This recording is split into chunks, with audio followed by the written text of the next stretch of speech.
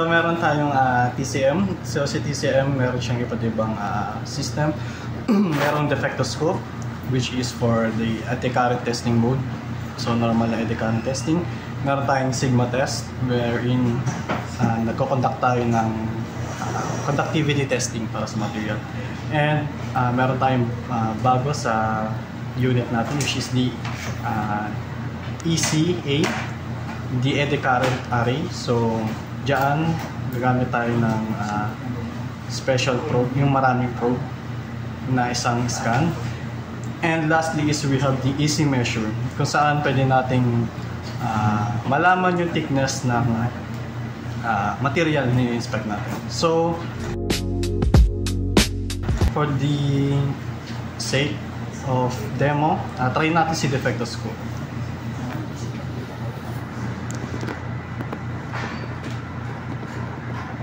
So meron na akong preloaded na calibration. So iyan na lang natin. Buksan na lang natin. Ayan. So dito meron tayong calibration panel which is the non-ferrous. Ibig sabihin, if it's non-ferrous, mas mataas yung conductivity na meron yung material natin. So meron tayong known defect which is 0.2 mm. Secondly is 0.5 mm. And lastly, meron tayong 1 mm. So ayun yung depth na. So try natin padaanan. So dito meron tayong probe. So may iba't ibang type ng probe. Merong probe para sa borehole inspection, rotating probe. Meron din for conductivity testing. So yun yung probe na kailangan natin kapag magko-conduct tayo ng conductivity testing. Pero sa ngayon, meron tayong probe is for crack detection. So try natin kung anong mag-a-appear sa graph kapag dinaanan natin yung known defect natin. So start. So kapag pag in contact, makikita natin yung probe natin nandito, gumagalaw. So depende sa inspector or sa nag-calibrate yung itsura na magiging probe natin, no? Since ako yung nag-calibrate nito, ganito yung gusto kong maging itsura niya. So depende sa inspector yung gumagamit kung ano yung magiging itsura ng graph. So malaking ko lang para mas makita natin. So try kong daanan si 0.2 mm.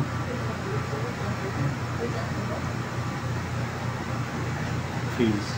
So makikita natin nung nadaanan natin si 0.2, nagkaroon tayo ng fluctuation.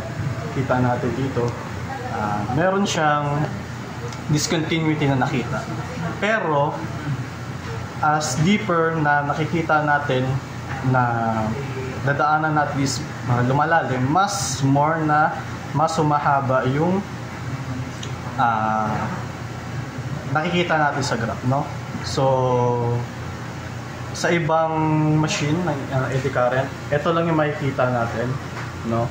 Na malalaman natin kung meron siyang defect. Pero sa TCM, which is much more high-tech siya, kita natin yung graph in according to time, no? So dito nakita natin nadaan siya sa 0.2, may fluctuation na nangyari, then dumaan sa 0.5, mas mataas siya kaysa sa 0.2, mas malalim, and eventually lastly meron tayong 1 mm depth na nadaanan, which is yun ang pinakamalalim natin na na-detect. So yun lang, simple lang ang ating TCM.